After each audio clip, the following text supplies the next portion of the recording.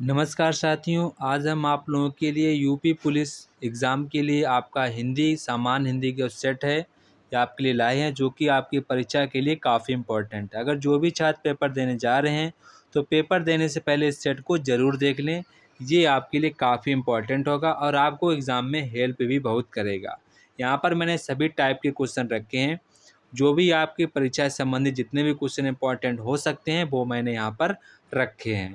Video पर नए हैं तो वीडियो को लाइक सब्सक्राइब शेयर करना ना भूलें। जब आप अपने दोस्तों को शेयर करेंगे तो आप एक तरह का पुण्य का काम करेंगे, तो यहाँ पर हो सकता है सभी भगवानों को सभी का सिलेक्शन हो जाए। तो यहाँ पर आज हम इसको स्टार्ट करते हैं। तो यहाँ पर सबसे पहले आप लोगों को आपको परीक्षा में हिंदी के प्रश्न मिलेंगे। तो हम आपको बता दें, जैसे आपको हिंदी के प्रश्न मिलें, सबसे पहले आप लोगों को धैर्यपूर्वक बनाए रखना। अपने आप को धैर्यपूर्वक बनाए रखेंगे तो आप बड़ी से बड़ी यहाँ पर जंग को जीत सकते हैं। जैसे कि यहाँ पर आपके सामने पहला जो प्रश्न आएगा 1 से 5 तक की, जिसमें आपको एक गद्यांश दिया जाएगा, ठीक है। कुछ बच्चे क्या करते हैं, गद्यांश को हड़बड़ाहट में जल्दी से पढ़ डालते हैं। ऐसा आपको नहीं करना है। आपको एक बार बड़े ध्यानपूर्वक से पढ़ लेना है, जो कि आपका नेक्स्ट टाइम में समय बचाएगा। अगर आप एक बार ध्यान से पढ़ लेते हैं तो आप सभी प्रश्नों का उत्तर बड़े ही आराम से दे सकते हैं।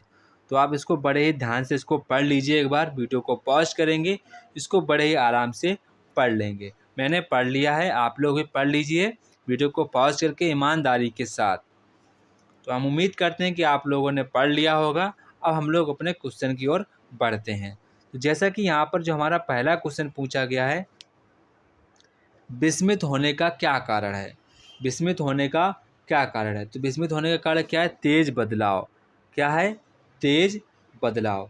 क्योंकि यहाँ पर जो तेज बदलाव विस्मित होने का एक प्रमुख कारण है, क्योंकि बचपन के दिनों में सोचने पर वर्तमान में सब कुछ बदला सा लगता था। तो ये हमारा इसका रीज़न रहेगा। तो ऑप्शन नंबर सी वाला यहाँ पर हमारा करेक्ट आंसर हो जाएगा। इसके बाद यहाँ पर कह रहा है समाज में किसका भेद था। जब इसको गद्यांश को पढ़ेंगे तो समाज में किसका भेद था, तो यहाँ पर समाज में किसका भेद था, बच्चों का। किसका भेद था, बच्चों का। और जब गद्यांश को पढ़ेंगे तो आपको यहाँ पर क्वेश्चन को समाज में किसका भेद था, अमीर और गरीब का। किसका था, अमीर और गरीब का भेद था। सॉरी, इसका आंसर क्या होगा, अमीर और गरीब का भेद था। इसके बाद यहाँ पर कह रहा है कि दोस्त के पिताजी क्या काम करते थे।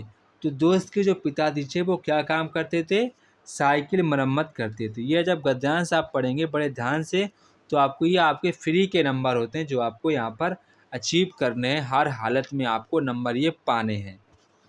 इसके बाद यहाँ पर कह रहा है क्वेश्चन नेक्स्ट, उन दिनों किसका चलन शुरू किया गया था। तो उन दिनों में क्या चीज़ स्टार्ट हुई थी, उन दिनों में स्टार्ट हुई थी अंग्रेजी स्कूलों का। कौन सा, अंग्रेजी स्कूलों का यहाँ पर एक तरह का ट्रेंडिंग टॉपिक चल रहा था, ठीक है, गद्यांश के अनुसार। इसके बाद बड़े घरों के बच्चों से क्या अभिप्राय है। तो बड़े घरों के बच्चों से क्या अभिप्राय है, पैसे वाले लोगों के बच्चे। कौन से, पैसे वाले लोगों के बच्चे। इसके बाद अधिकतर भारतीय भाषाओं का विकास किस लिपि से हुआ है। तो अधिकतर भाषाओं का जो विकास है वो ब्राह्मी लिपि से हुआ है। किससे हुआ है, ब्राह्मी लिपि से हुआ है।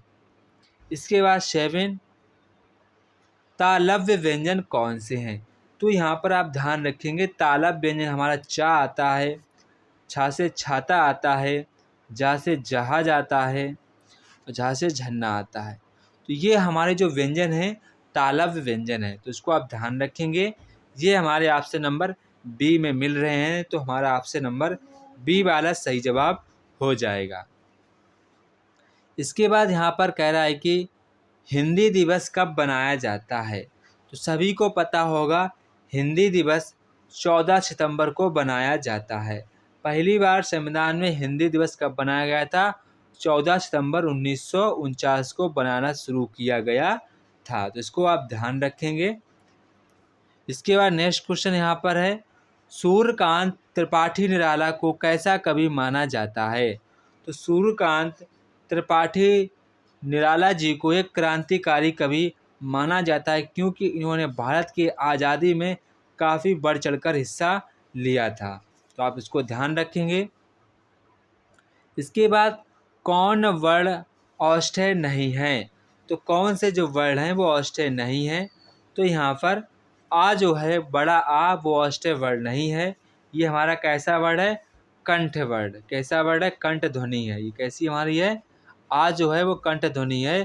तो ये हमारा मा और बा उ ये हमारे औष्ठ्य वर्ण हैं, और जो आ है ये हमारी कंठ ध्वनि है। तो यहाँ पर हमारा ऑप्शन नंबर डी वाला सही जवाब हो जाएगा।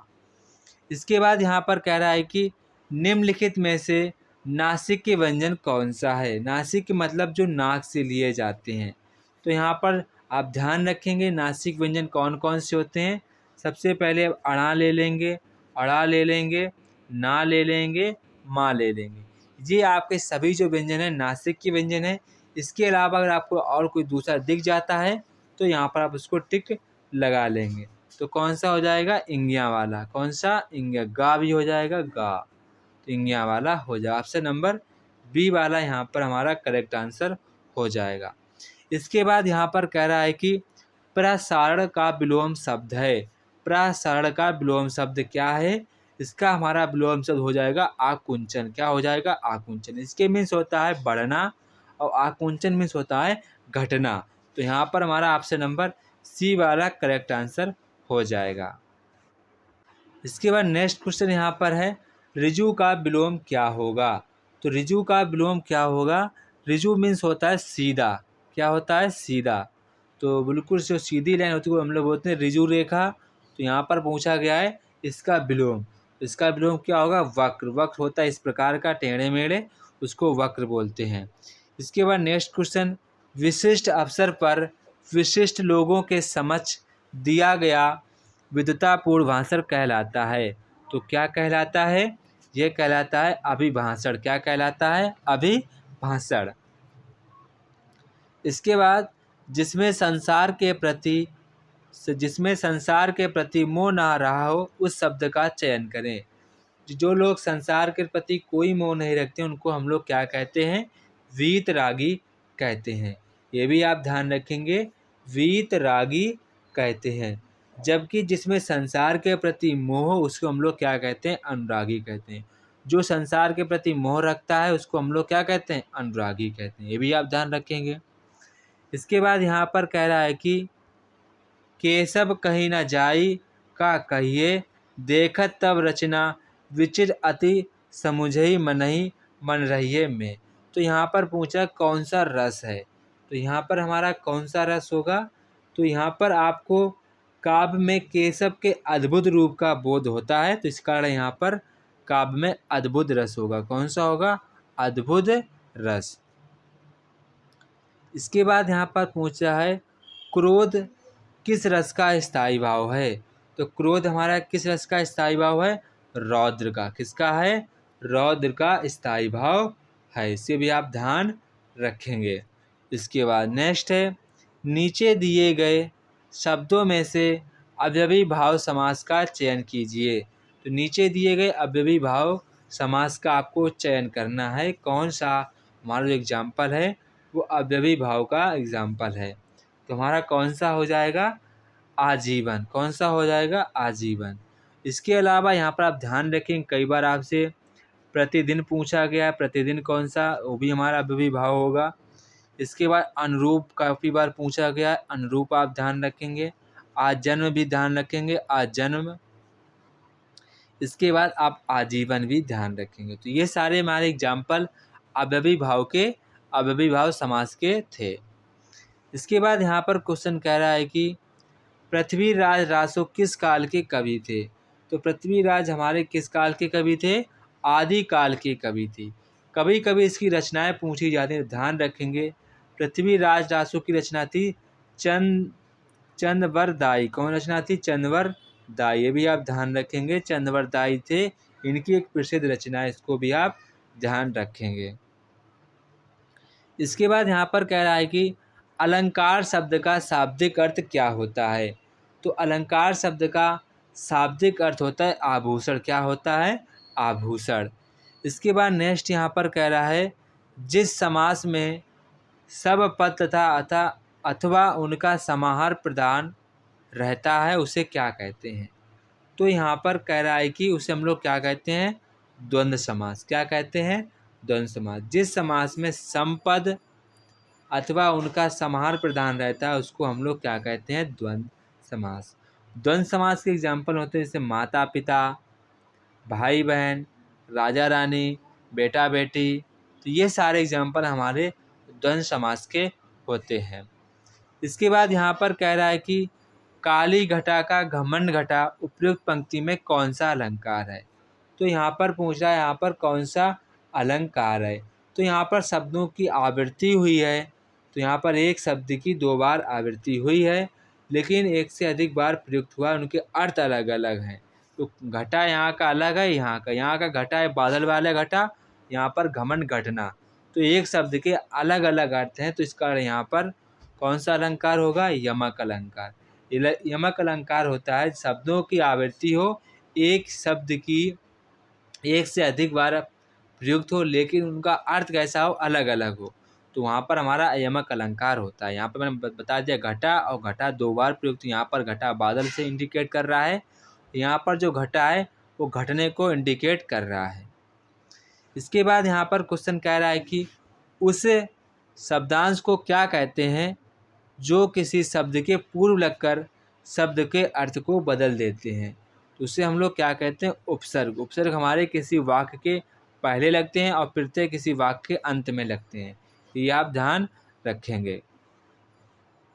इसके बाद यहाँ पर कह रहा है इनमें से वर्तनी की दृष्टि से सबसे शुद्ध शब्द कौन सा हो जाएगा। तो हमारा कौन सा, उज्ज्वल।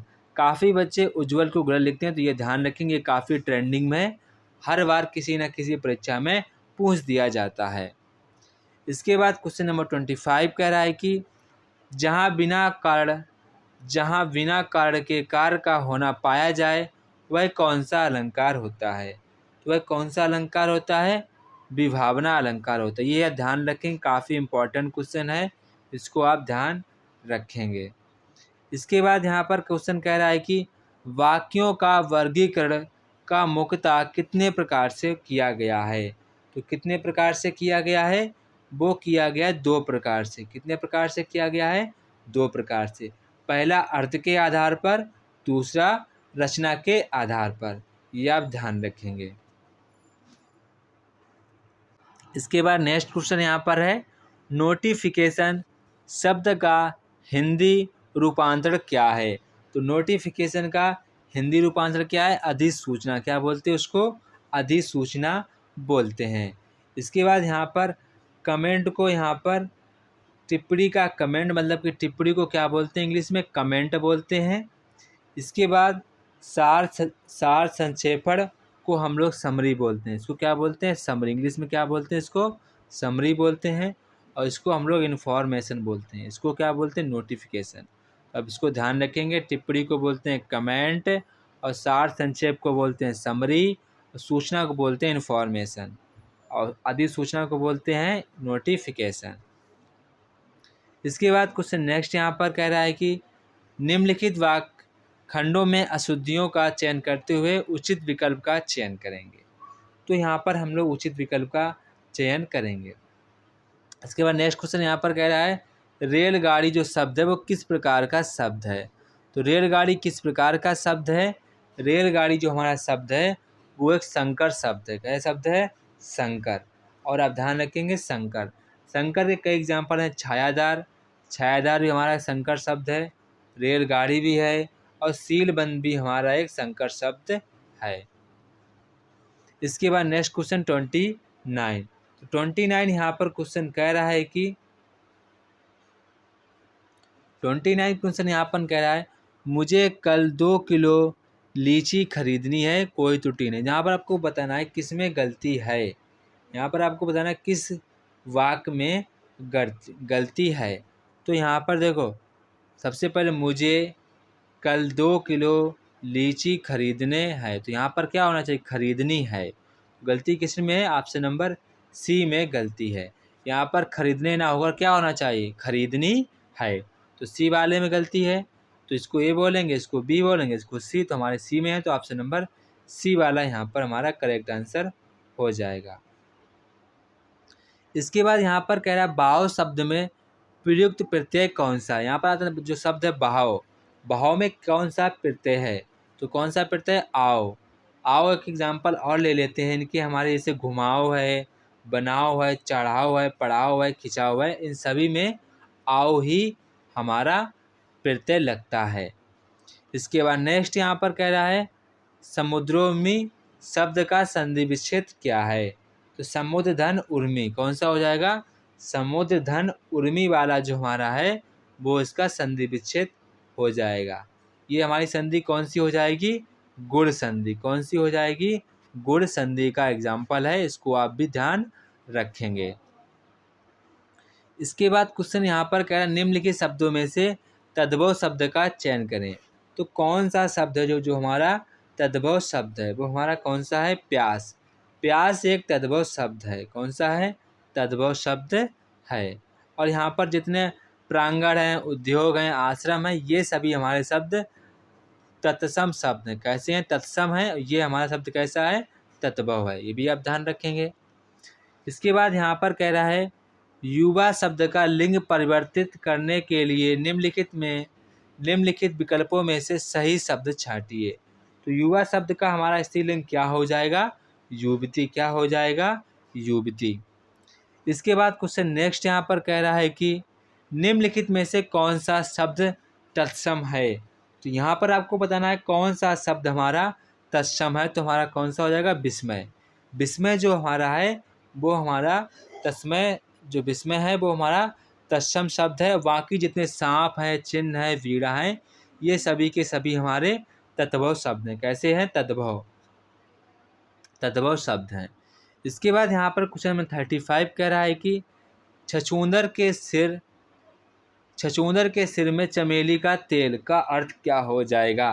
तो ये मुहावरा है। इसका अर्थ हमारा क्या हो जाएगा, अयोग्य व्यक्ति को अच्छा पद मिलना। अयोग्य व्यक्ति को अच्छा पद मिलना, यानी ऑप्शन नंबर डी वाला यहाँ पर हमारा सही जवाब हो जाएगा। इसके बाद रिक्त स्थान की आपको पूर्ति करनी है। यहाँ पर कह रहे काफ़ी ये फेमस है, ये हमारा काफ़ी फेमस एक प्रकार का पंक्ति है। करत करत अभ्यास को जड़ती हो। तो यहाँ पर क्या भरा जाएगा, यहाँ पर हमारा भरा जाएगा प्रियजन। क्या भरा जाएगा, प्रियजन नहीं, प्रियजन नहीं, क्या भरा जाएगा, सुजान। यहाँ पर क्या भरेंगे आप, सुजान को भरेंगे, सुजान।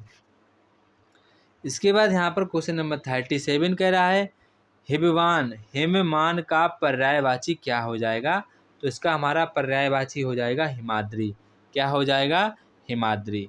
इसके बाद नेक्स्ट क्वेश्चन यहाँ पर कह रहा है कि निम्न विकल्पों में से अनेकार्थक शब्द का चयन कीजिए। तो यहाँ पर आपको अनेकार्थक शब्द का चयन करना है। तो वो हमारा शब्द कौन सा हो जाएगा, अनेकार्थक शब्द हमारा कौन सा हो जाएगा। तो यहाँ पर हमारा हो जाएगा अंग। कौन सा हो जाएगा, अंग। अंग जो है हमारा वो अनेकार्थक शब्द है। तो यहाँ पर अंग का जो अर्थ होता है वो हमारा क्या होता है, भेद होता है, पक्ष होता है, अंश होता है, शरीर होता है, अव्यय होता है, एक देश का नाम। इसके इतने अर्थ हो सकते हैं। तो ये था हमारा हिंदी का एक मॉडल पेपर जो कि आपके लिए काफ़ी इम्पोर्टेंट था। आप इसको तैयार कर लें। अगर और भी चाहिए तो हम आपको और भी अपलोड कर देंगे। जय हिंद। अगर वीडियो पर नए हैं तो वीडियो को प्लीज़ सब्सक्राइब करना ना भूलें।